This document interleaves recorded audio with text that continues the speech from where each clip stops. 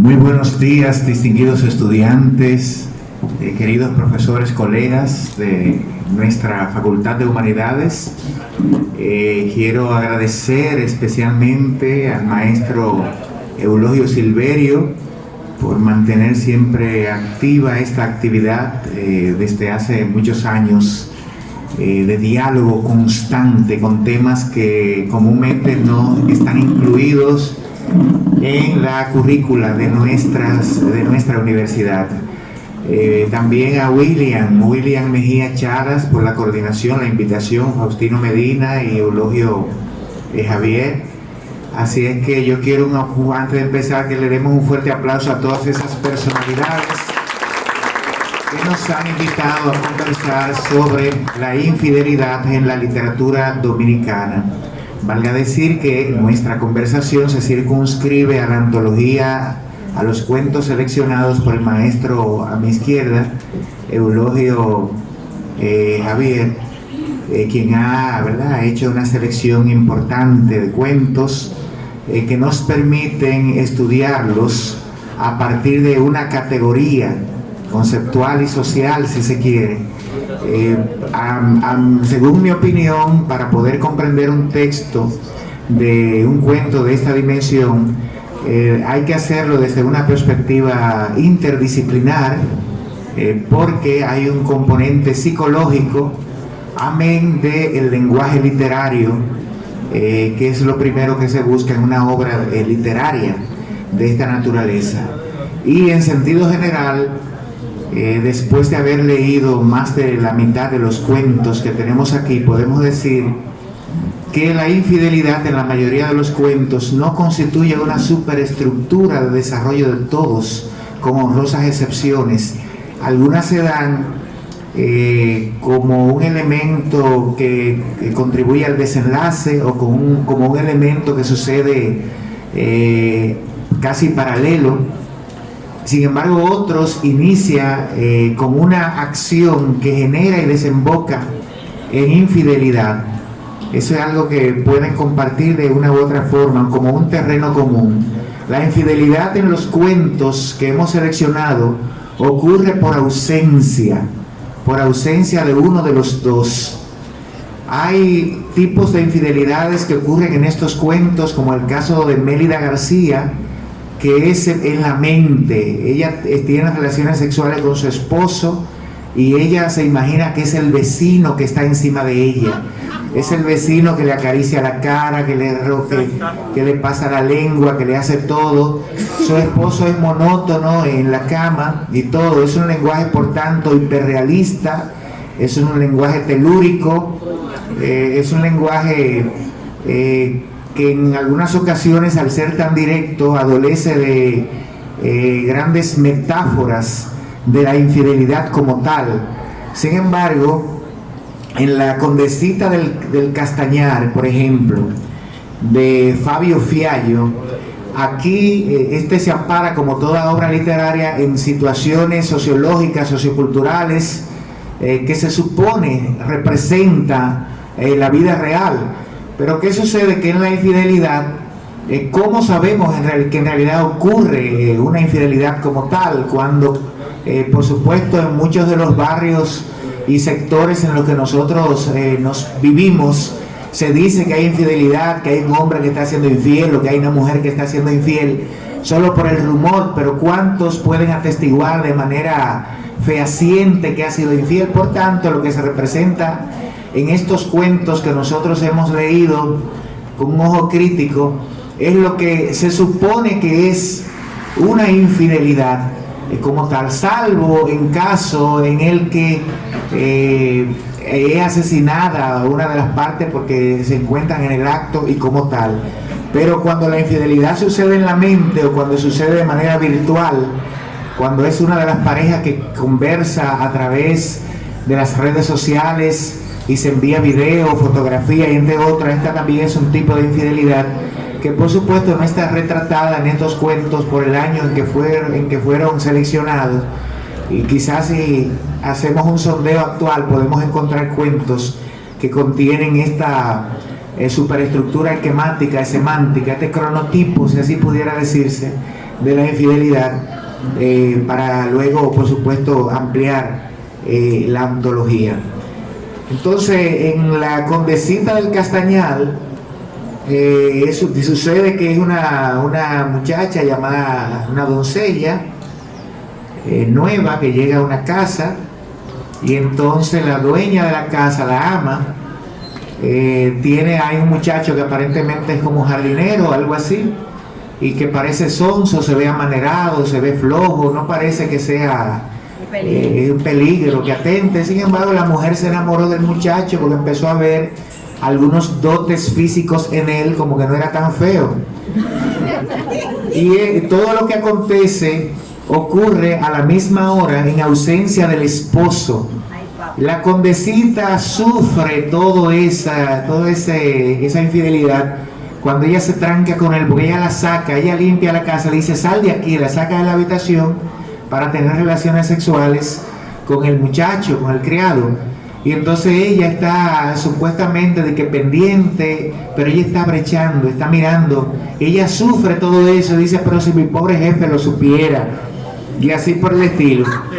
Lo que se evidencia en este cuento, como en los demás, es que en toda la infidelidad es condenada por los mismos autores y por el narratario y por los actantes del cuento, como diría Greimas. Por eso, como se observa, la ama era infiel, tenía relaciones con el muchacho que aparecía amenazada, no aparecía una amenaza. La doncellita, que era una sirvienta, sabía, pero se atormentaba de no poder decir nada bajo las amenazas de su ama, entre otras cosas. La desgracia de Juan Bosch, desde el título, es una condena a la infidelidad. En este yo no voy a insistir porque yo sé que Faustino tiene su conversación. Uno de los cuentos que le he elegido es ese de Juan Bosch, además de que a mí no me gustó el de Juan Bosch. Sin embargo, ese no me gustó. Sin embargo, el cuento Cacería de Virgilio Díaz Grullón se utiliza un lenguaje literario en paralelismo. Es un tipo que tiene un gallinero y entonces hay un guaraguao que quiere comerse a los pollitos. Esa es una metáfora que representa a la mujer de él, que está tirada del otro lado de la casa, en medio de la hierba, siendo infiel con un campesino, con un vecino.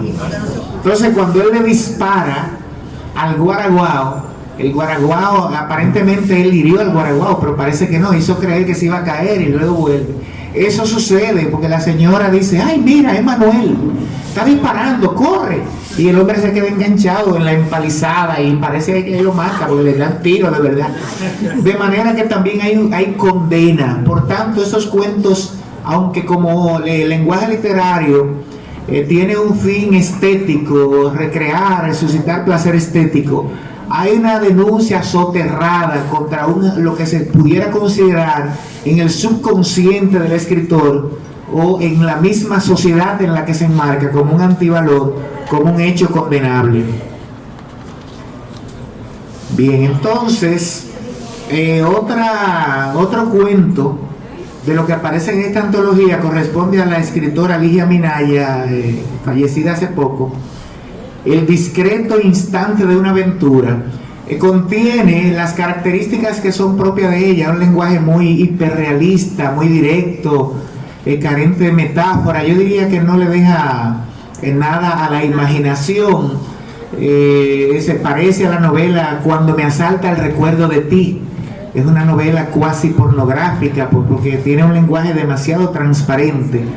En este caso sucede casi lo mismo. Un muchacho que parece que ya ella estaba acostumbrada a tener relaciones con ella, pero un día como que la conciencia le atormenta porque iba a recoger a sus hijos al colegio, su esposo estaba en el trabajo y este muchacho la abraza, la besa, la acaricia y de repente ella reacciona y lo empuja, le dice no me toques, y entonces en medio de ese forcejeo y esa pelea ella se da cuenta que ese muchacho, que es un trabajador en ese edificio, que está sudado, pero como que es bonito, como que le gustó, y entonces luego se deja tocar y a ella dice que le quita la falda, le quita los breguetes y la penetra, o sea, utiliza un lenguaje hiperrealista, muy directo, y me parece que en términos de lenguaje literario, de lenguaje simbólico, de metáforas, entre otras cosas, adolecería como esta narrativa desde mi humilde perspectiva de un simbolismo que le pudiera dejar una ventana a la imaginación de qué pudiera suceder, porque por supuesto la gente sabe qué sucede cuando se dan este tipo de, en este caso, de infidelidades. El regreso indeseado de Manuel Matos Moquete es un cuento que tiene como un elemento de desarrollo de la trama superestructural la ausencia de una mujer, esposa de un joven en París. Se va a España a trabajar por 2 años porque quiere cambiar su vida, y de allá le manda dinero y él compra un apartamento, le dice el color que debe pintar las habitaciones, la casa, cómo debe ser el adorno y todo. Y este muchacho, que trabaja como digitador en una papelería junto a 4 empleados más, ¿qué sucede los viernes en la tarde? ¿Cómo decimos aquí? Hoy es viernes y el cuerpo lo sabe. Entonces ellos se van a un bulevar, yo no sé si al bulevar de los Capuchinos en París, pero se van a un bulevar a tomarse unos tragos, a compartir después del trabajo. Era él, una llamada Rosana, y otro compañero y otra muchacha. Después que bebían, cenaban y bebían mucho, se iban al apartamento de él. Nadie amanecía en el apartamento por respeto, pero los demás se iban como a las 2 de la mañana, medianoche, y no hacían orgía, pero cada uno tenía su pareja, tenían relaciones sexuales. Es decir, que este Manuel era infiel a su esposa, pero aquí el cuento trata de justificar la infidelidad, y es la ausencia 2 años de su esposa. Ella le dice, le escribe, le dice que voy el sábado por fin para allá, voy a tomar el vuelo para que vaya al aeropuerto a retirarme. Él, como todos los viernes, el viernes anterior, estaba muy borracho y con males estomacales y de todo tipo, y entonces trata de ir al baño, se introduce los dedos en la garganta para vomitar, no puede, se sienta en el inodoro, tampoco puede, y se cae de la cama asustado. Cuando suena el teléfono, él cree que la esposa, y se le ha hecho tarde para irla a buscar al aeropuerto, la esposa le dice: mira, he pensado mejor, tengo poco dinero, me voy a quedar por 6 meses más a trabajar aquí para que tú sepas que no me venga a buscar mañana. Entonces, ese cuento, aunque le atribuye la infidelidad al hombre, es uno de los pocos que le atribuye la infidelidad al hombre, hay un contenido implícito que mueve a pensar por qué la mujer no se sentía tan atraída después de haber invertido en un apartamento, de juntarse después de 2 años con su esposo. ¿A qué se dedicaba? De manera que también el tema de la infidelidad aparece implícito en ese final del profesor, que construye el profesor Manuel Matos Moquete en ese encuentro. Evidentemente los dos están siendo felices, porque ella está en España trabajando, parece que está conforme, contenta por allá, y él está en París también con un amante y con unos amigos y con una rutina que los hace disfrutar. Como se dice aquí, amor de lejos, felices los 4. Bien, me queda un minuto. Muy bien. No voy a comentar el gato, está muy interesante, muy creativo. Ahí sí hay un lenguaje literario, hay metáforas que permite al lector trasladarse, transportarse, inferir. No me gustan esos cuentos que son tan realistas, porque cualquiera pudiera escribir y decir eso. Mira, fulano estuvo allí y le dio 3 tiros, pues eso lo veo en Noticia Diario. Entonces el relato literario debe aprovechar esas metáforas, esas metonimias, esos sinécdoques, esos símiles y esas comparaciones, para entonces suscitar o convertirse en un dínamo en función de cronotopos que contribuyan a la imaginación inventiva y recreativa del lector o de los lectores en este caso. Pero por supuesto hay diferentes estilos y diferentes maneras de contar que nosotros respetamos. Ya nosotros habíamos hablado de Para cuando regreses, de Mélida García. Aquí, mire, la infidelidad se da, como dijimos, en la mente, se da por ausencia. No, aquí no se da por ausencia, porque el esposo de ella estaba ahí encima de ella, pero ella no sentía por él. Él creía que ella mugía, digo mugía no, que ella gemía. No, sí, pero no, era por el vecino. O sea, y ella empieza diciendo, estoy enferma. Yo me la imaginaba en una cama, en un hospital. Estoy enferma, pero es de la mente. Entonces, hay una paradoja, hay una macro paradoja en todos esos cuentos. ¿Por qué una macro paradoja? Porque todos esos cuentos de manera implícita están condenando la infidelidad, cuando el cerebro, los estudios del cerebro demuestran que el cerebro, la mente humana es sexual completamente, es sexo completamente. El ser humano es un animal sexual, es sexo, respira sexo y se mueve por el sexo. Y de ahí el triunfo del capitalismo salvaje, amparado en la ideología del consumo, que construye una tecnología, una publicidad amparada en el sexo.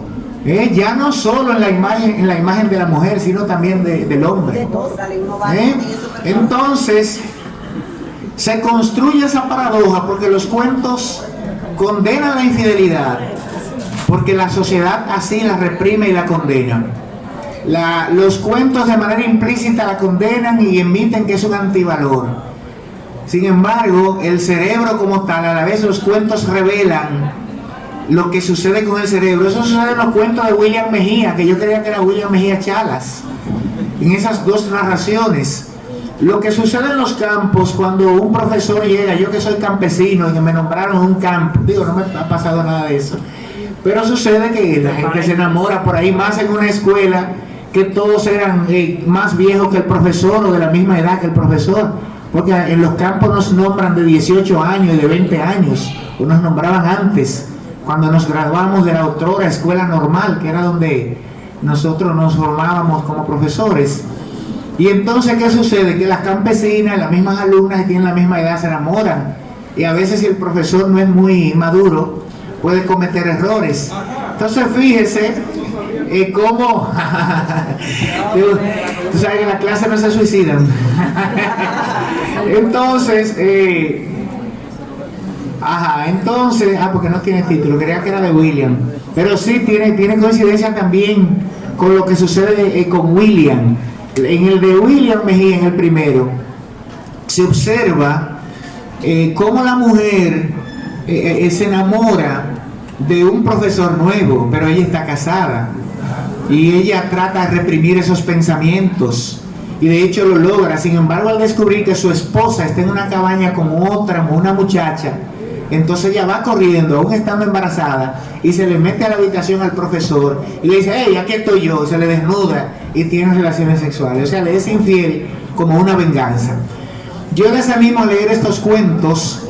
Me parece muy interesante leerlos a partir de un eje temático, porque usted va buscando, ¿verdad?, cómo se construye microestructuralmente a nivel de imágenes, de simbolismos, lo que sería una macroestructura que constituye la categoría metafórica de la infidelidad, que a nuestro juicio constituye una denuncia de ese fenómeno soterrado en la narrativa estética del cuento. Muchísimas gracias, un fuerte aplauso.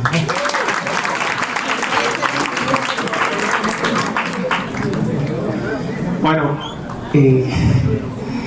yo quiero empezar mi comentario con una anécdota, a pesar de que el tema es muy serio, con una anécdota que a muchos puede parecerle graciosa. El otro día estaba en Santiago visitando a mi madre. Al llegar al barrio en donde vive mi madre, había un rebú de gente, un mar de personas en la calle. La curiosidad pudo más y inmediatamente pregunté a mi madre lo que pasaba. Y ella me dijo, es que el vecino encontró a su mujer con otro. ¿Con quién?, le pregunté inmediatamente. con Rafelo, el que anda pidiendo en la calle. Sí, ese mismo. Me sorprendió bastante y decidí acercarme a la pareja que aún estaba discutiendo al frente de la casa. Y el hombre le decía: mujer del diablo, ¿pero por qué me engañas con ese miserable? Tú, que eres una mujer que te la da de popi, ¿cómo te metes con ese guaguaguá? No, muchacho, si no fue una decisión mía, le respondió la mujer. No me jodas, coño, dijo el hombre. No, mira, el pobre llegó pidiendo dinero. Como tú casi no me dejas nada, yo no tenía ninguna moneda para darle.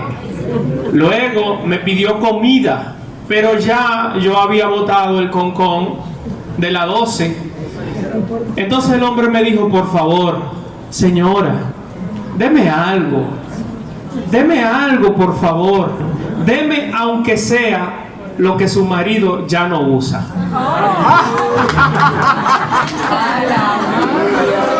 Bueno, tuve que alejarme porque no aguanté la risa, ¿verdad? También.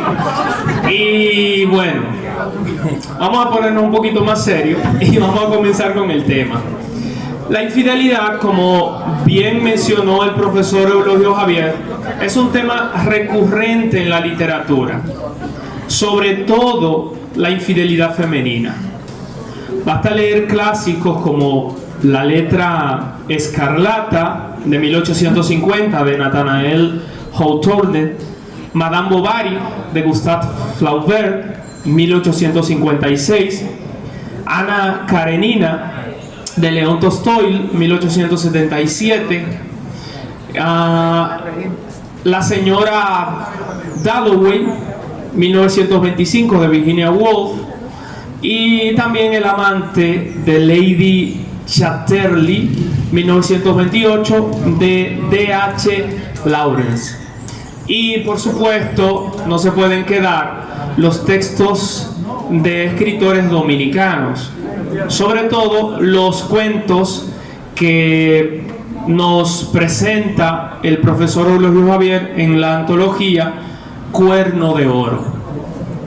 Precisamente de esta antología tomo dos cuentos que ya se mencionaron aquí. El primero, La desgracia, de Juan Bosch, y el segundo, Cacería, de Virgilio Díaz Grullón.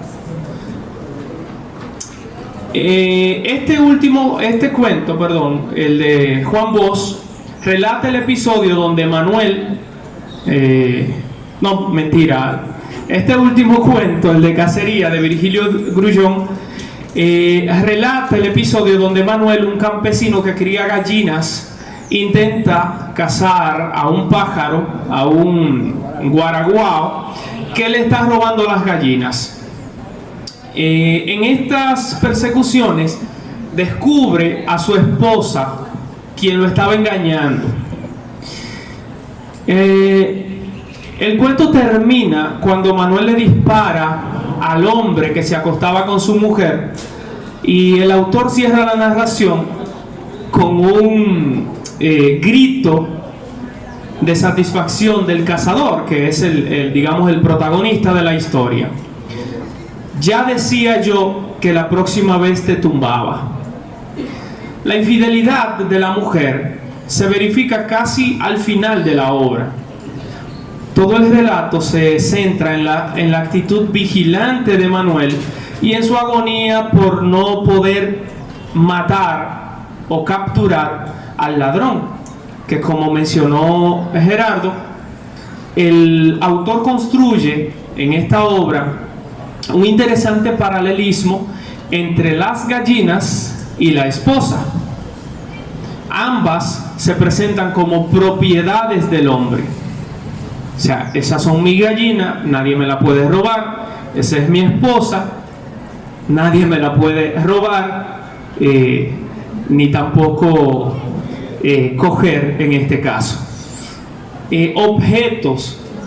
El autor presenta estos dos elementos, la gallina y la mujer, como objetos que están siendo robados. Mis gallinas, mi mujer. un pájaro me roba las gallinas, un hombre me coge la mujer. Mato a ese maldito hombre pájaro y me quedo con mis gallinas, incluyendo a la mujer, que en este caso es cosificada y sobre todo deshumanizada, porque se convierte en un objeto, se convierte en un ser, digamos, inferior, como es una gallina, que aunque es un ser vivo, pero es un ser inferior a una persona. En el cuento, ¿verdad? El personaje que crea Díaz Grullón se percibe como alguien que no entrega sus cosas fácilmente. Un sujeto que mataría a cualquiera que intentase hurtar sus propiedades. Esto debido a que Manuel sentía orgullo de lo que, no precisamente de lo que tenía, de lo material que tenía y de la mujer, sino de todos sus bienes, o más bien del hecho de que todos sus bienes eran producto de su trabajo, de su esfuerzo. Eso es mío, eso lo conseguí yo, con mi esfuerzo.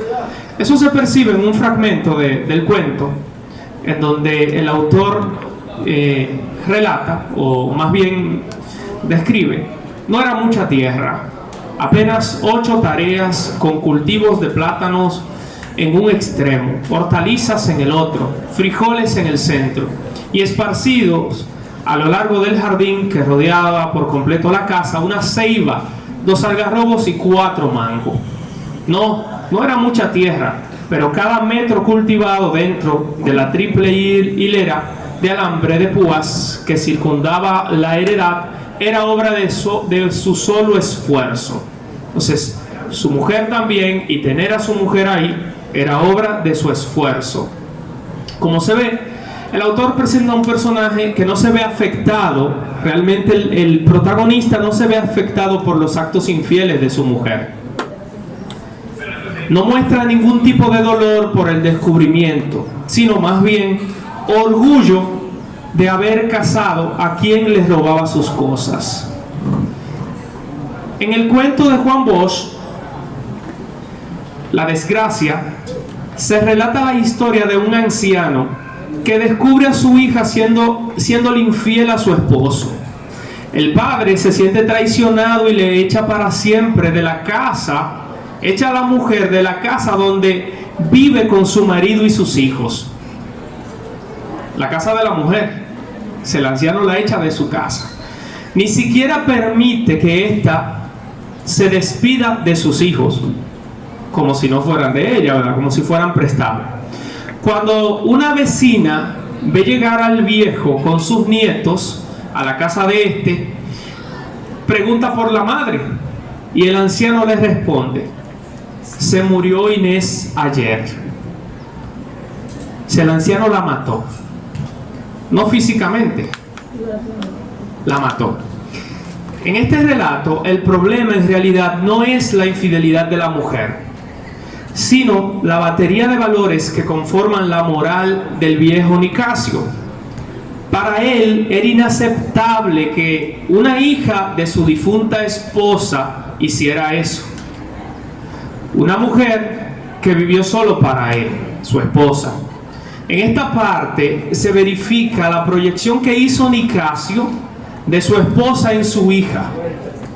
El viejo idealizó a la esposa, más bien a su esposa muerta en su hija. Él quería que fuese un retrato, una copia de la vieja, de la madre. El incesto.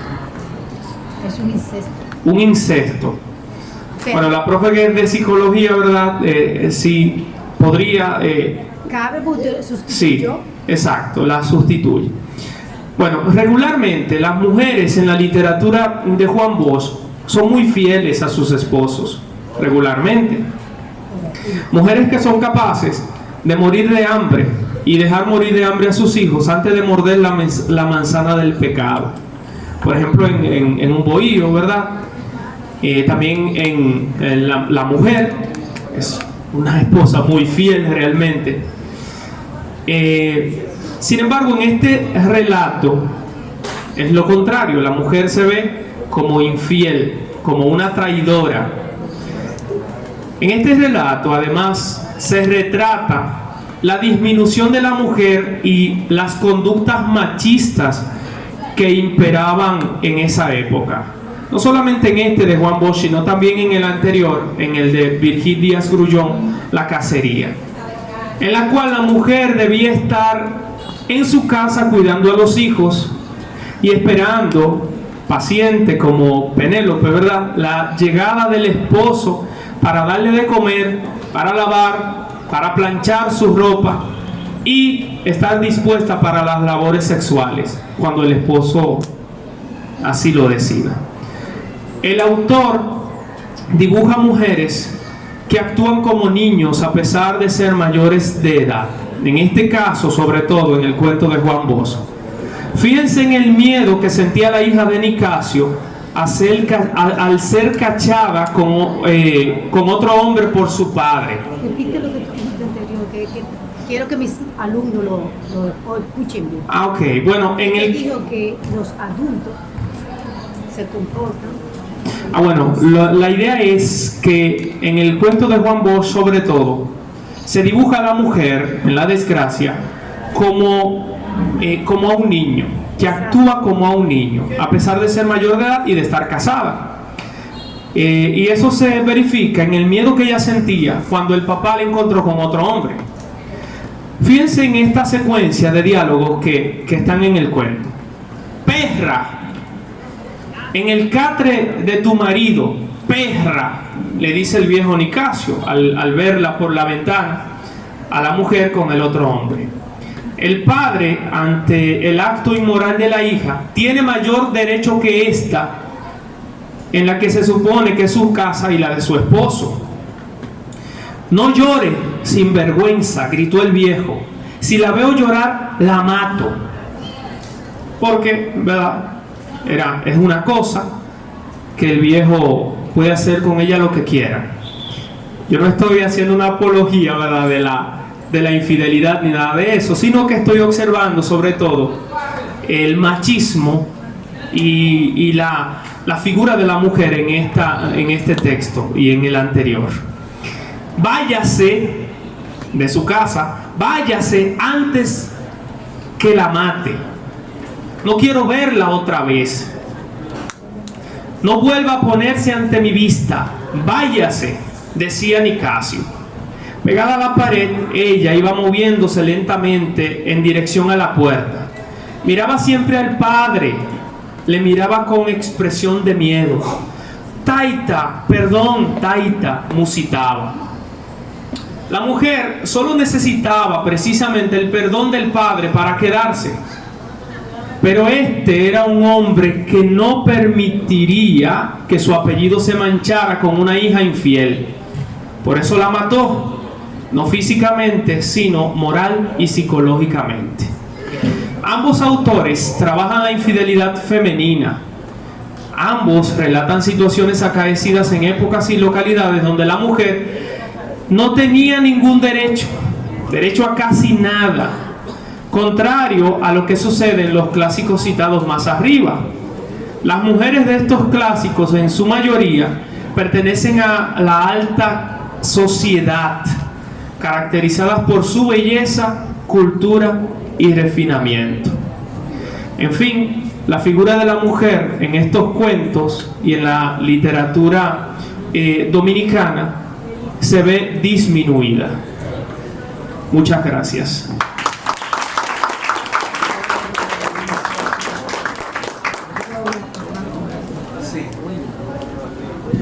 Ese aplauso como que estuvo anímico.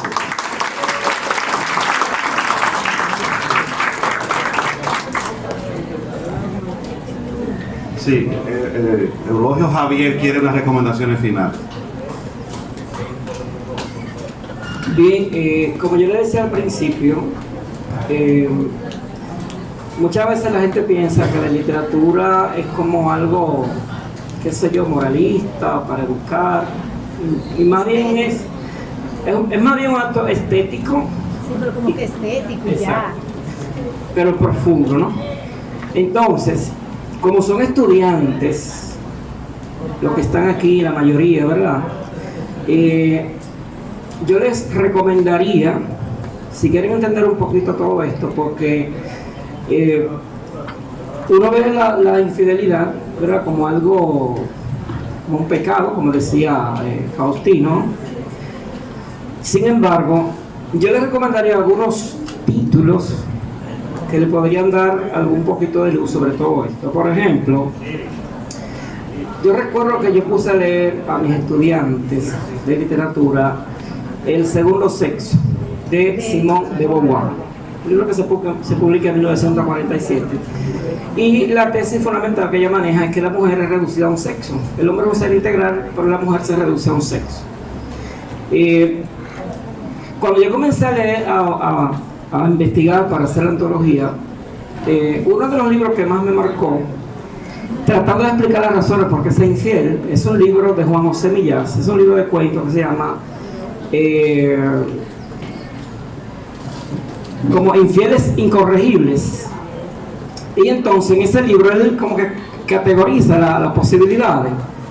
Y entonces al final lo que tú llegas a ver es más bien una lista de formas de ser infiel, pero las causas no existen. O sea, la gente es infiel por 1000 razones. Entonces decía, por ejemplo, hay infieles que son como católicos, o sea, gente que tienen eso como una meta, que tienen que ser infiel, ¿verdad? Entonces había un señor que un día él tenía que ser infiel siempre, y ese día como que dijo, diablo, ¿y por qué yo estoy aquí, en esta habitación? Y entonces se puso su ropa y se fue, o sea, se terminó. Y por ejemplo, un señor que ese señor, la infidelidad era la siguiente: él y su esposa habían acordado que ellos siempre se cepillarían con el mismo cepillo de dientes. Y entonces un día él salió y él le pegó los cuernos porque se cepilló con otro cepillo, o sea, como que una cosa interesante, ¿no? Ahora, textos que deberían leer: Mitología de Roland Barthes, para ver cómo, por ejemplo, hablando del mito, por ejemplo, cómo el mito se forma a partir de un concepto. A ese concepto se le agrega una significación, y esa significación luego las personas la naturalizan y la convierten en realidad. Otro libro que podía leer se llama Historia de la Sexualidad, de Michel Foucault, o sea, que son 3 tomos, y entonces él le va a hablar cómo, por ejemplo, no solamente la sexualidad, sino casi toda la cultura humana es una construcción, ¿verdad? Entonces nuestra sexualidad no está solamente en nosotros, sino que está construida en la sociedad. ¿Te entiendes? Es decir, yo puedo hacer cualquier cosa y el problema no es si me importa a mí, es que hay toda una sociedad que está atento a eso, porque hay una construcción mental de cómo tú debes comportarte. Entonces él aplica eso a lo que es la sexualidad, y yo creo que eso le puede ayudar a entender un poquito más este tema tan complejo. Muchísimas gracias.